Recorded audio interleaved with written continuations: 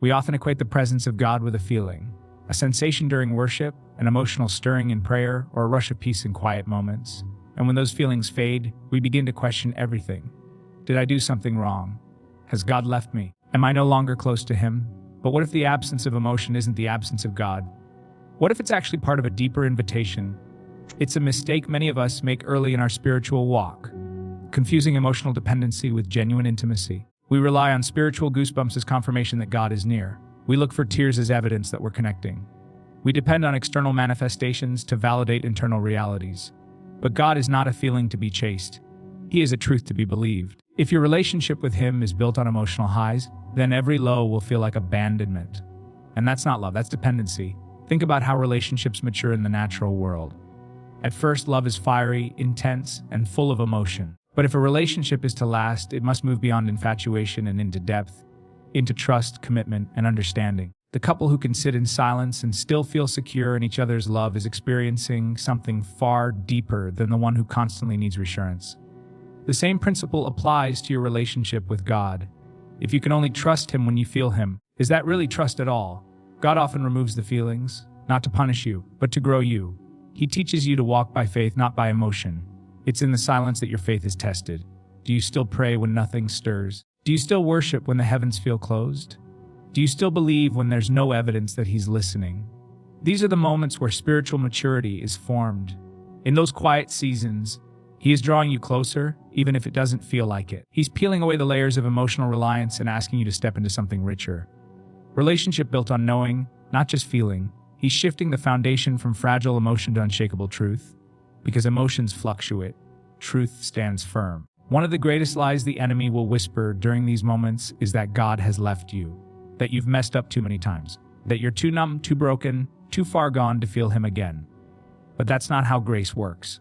God's presence isn't earned by emotional intensity. It's received by spiritual openness. He promised never to leave or forsake you. Not when you feel Him and not when you don't. We need to confront the cultural obsession with experience. It has crept into our spirituality and distorted our expectations. We're constantly told that if we don't feel inspired, something's wrong. But the truth is, some of the most powerful spiritual moments are quiet, subtle, unseen. The seed grows underground before it ever breaks the surface. And sometimes, God is doing His deepest work in the hidden places where you feel nothing at all. You may be tempted to chase the next worship event, the next emotional high, hoping to recapture that old feeling. But the deeper call isn't to chase. It's to remain, to be rooted, to stay when it's dry, to show up when it's hard. That's where transformation happens. That's where real love is tested and proved. And if you're in that place right now, where you don't feel God like you used to, I want to speak directly to you. You are not broken. You are being built. He hasn't left. He's teaching you to hear Him in a new way. He's training your spirit to recognize Him beyond the noise. And He is closer than you think. Faith that only functions in the fire of emotion will crumble in the cold of silence. But faith that is anchored in truth. Faith that says, I know He's with me. Even when I feel nothing, that kind of faith will stand through any storm. So don't give up. Don't retreat. Don't measure God's nearness by your emotional state. Trust the process. Trust the silence. And trust that in the stillness, He is forming something unshakable in you, the ability to love Him for who He is, not just how He makes you feel. We don't often realize it, but the silence of God is sometimes not about His absence.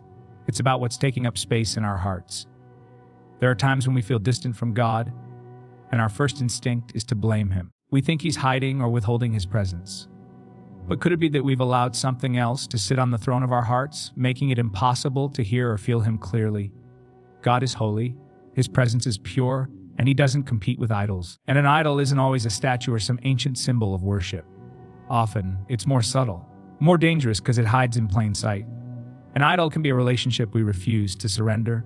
It can be our need for control, our obsession with validation, our addiction to approval, or even our own pain that we've made sacred. Anything we elevate above God in our attention, affection, or obedience becomes a spiritual blockade. When your emotional energy is consumed by the chaos of human connection, unresolved heartbreaks, toxic attachments, fear of being alone, your spiritual awareness dulls. You stop hearing clearly.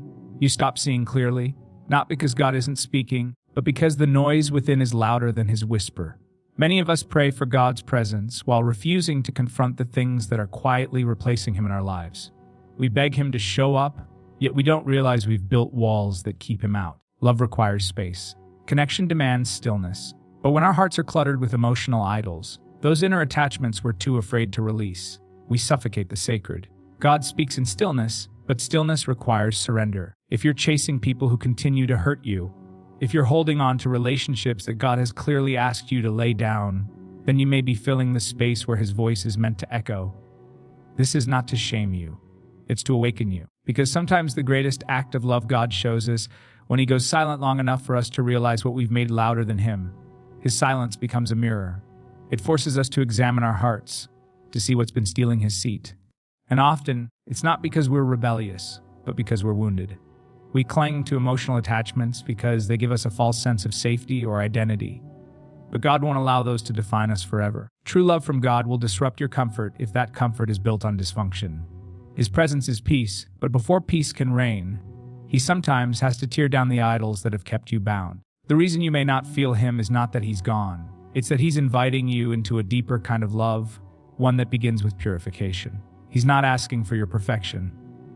He's asking for your attention. We live in a world that glorifies emotional intensity and calls it connection. But emotional obsession is not the same as love. And just because something feels intense doesn't mean it's sacred. God is trying to teach us that the love He offers is not frantic, not manipulative, not confusing. It's quiety, it's holy. And we will only experience that love fully when we stop feeding the idols that promise emotional highs but leave us spiritually starved. If you've been praying, God, where are you? Maybe the better question is, what have I placed before you? This is not to condemn. This is an invitation to realignment. He loves you enough to let you feel the distance so that you're drawn back to intimacy. He knows the weight that comes from loving what cannot love you back, and He is calling you to exchange it. Not for more pain, but for peace. God's presence was never meant to compete. It was meant to reign. And when we release the idols, those secret loves, those emotional crutches, those distractions we came to let go of, we'll find that He was never far. We were just too full to notice. So if you don't feel Him, start by looking inward. Not with shame, but with honesty. Ask yourself, what have I allowed to take His place? What am I still clinging to that He's asked me to surrender? And as you begin to release, you'll find that the silence lifts, not because He returned, but because you finally made room for Him to be heard again. We live in a world that never stops moving. Notifications buzzing, reels spinning, emotions flaring. It's all noise. Constant, relentless noise. And in the middle of that noise, we wonder why we can't hear God anymore. Why His presence, once so near, now feels like a memory. But the truth is, it's not always that God has stopped speaking. It's that we've forgotten how to be still long enough to listen. We associate God's presence with fire and thunder, with dramatic moments at the altar, with emotional highs and spiritual surges. And yes, God can move that way. He has and He does. But more often, He speaks in the quiet. Not in the earthquake, not in the wind, not in the fire, but in the still small voice. And that voice gets lost in a soul that never stops spinning. We've been conditioned to crave stimulation. Even in our spiritual lives, we chase feelings instead of faith. We want goosebumps more than growth. But God is not a performer on our emotional stage. His presence is not entertainment. It's intimacy. And intimacy isn't always loud. It's not always dramatic. Sometimes it's just a whisper in the dark, a quiet reassurance in the silence. But if we're always looking for fireworks, we'll miss the flicker of His light. God's love doesn't demand a crowd. He doesn't need the spotlight. He waits in the hidden places, in the sacred stillness that only the desperate and disciplined are willing to seek. The problem isn't that God has gone silent. It's that we've become deaf, deafened by distraction, deafened by desire, deafened by our inability to just stop, to just be, to sit in the quiet and say, Lord, I'm here. No demands, no noise, just me and you. We fill the void with anything but stillness. Scrolling through timelines, jumping from one relationship to another, medicating our pain with whatever promises to numb us fastest. But all the while, God is inviting us back into simplicity, into silence, into communion that doesn't require a platform, just a heart that's willing to rest. Stillness is uncomfortable. It exposes us. It brings us face to face with our thoughts, our fears, our wounds. And maybe that's why we avoid it. Because silence doesn't just make room for God, it also reveals what's standing in the way. But that's the point. God wants to meet you there, in the rel, not when you're on, or performing, or pretending to be whole. He wants to meet you in the mess, but He can only come where you make space. You can't encounter the voice of God if you're married to chaos. You can't feel His presence if your heart is constantly chasing after noise. The world will not lead you to intimacy with God. It will pull you away from it. That's why Scripture tells us to be still and know. Stillness is not a suggestion. It's a doorway. Knowing him deeply requires stillness, because his presence isn't found in the crowd.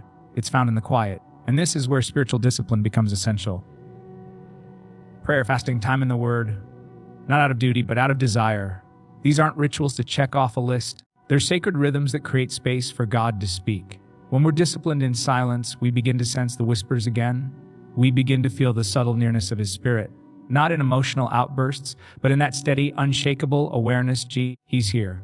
When you stop looking for the loud and start leaning into the quiet, everything begins to change. You realize His presence was never far, just drowned out. And the more you lean in, the more you learn to recognize His voice even when everything else is still. Even when life is falling apart, even when you feel nothing, there will be a deep stillness that holds you. That's Him. That's intimacy.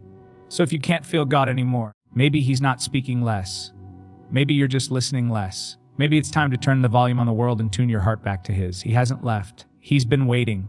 Not in the noise, not in the drama, but in the stillness where love becomes quiet and real. There are seasons in life when God seems distant, utterly silent. The prayers you once felt so deeply now feel dry. The worship that once brought you to tears now feels routine. You open your Bible and the words feel flat, lifeless. You try to press in, but you're met with quiet, not rejection, not anger, just silence. And in that silence, your heart begins to whisper questions you never thought you'd ask. God, where are you? Why can't I feel you anymore? It's in moments like these that many people begin to doubt. They assume God's silence must be punishment, an indicator that they've messed up too badly, fallen too far, failed one too many times. But what if the silence is not a sentence? What if it's a strategy? What if instead of leaving you, God is actually drawing you closer, deeper, into a level of trust that feelings alone could never produce? God's silence is never void of His presence. In fact, sometimes He is most present when He seems most silent. Silence has a purpose. Just like a teacher is quiet during the test, God often goes quiet when He's trying to deepen your maturity. This is not spiritual abandonment. This is spiritual invitation. An invitation to walk by faith, not by sight. To believe not because you feel, but because you know.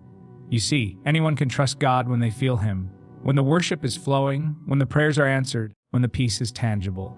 But love, real, deep covenant love, is proven in the valley, not the mountaintop. And sometimes God steps back, not to harm you, but to help you grow into someone who can love Him even when He's quiet. This kind of silence is not cold, it's surgical. It exposes what you really believe about God. Do you love Him, or just the way He makes you feel? Do you trust Him, or only the doors He opens? Are you following Him for Him, or for the emotional satisfaction you get from being close to Him? These are uncomfortable questions, but they're the ones that refine our faith. And this refining is exactly when the silence matters. Because in the absence of feelings, your faith either falls apart or it grows strong. There's no in between. In silence, your heart either runs or roots. And God in His love allows the silence, not to confuse you, but to confront you. To invite you to build a faith that isn't built on circumstances or emotions, but on truth. There's also something deeply humbling about God's silence. It strips you of control. It breaks your self-reliance. It reminds you that you are not the center of the story, and that God is not a vending machine that dispenses emotional comfort on demand. He is holy. He is sovereign. He moves with intention. And sometimes, the most intentional thing He can do is let you wrestle in the quiet. This wrestling is sacred. It's where your surface-level faith gets challenged and reshaped. It's where you stop relying on your feelings and start anchoring yourself in God's promises. And as painful as it is, this is where your intimacy with Him deepens. Not in the noise, but in the silence.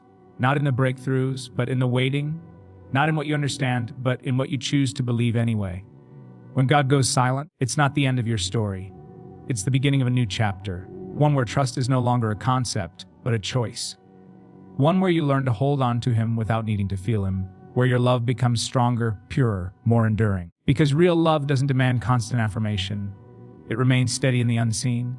So if you can't feel God anymore, take heart. You're not being punished, you're being prepared. You're not being ignored, you're being invited into a deeper, quieter, truer faith. One that can't be shaken by silence because it's rooted in something greater than emotioning truth. God's silence is not His absence.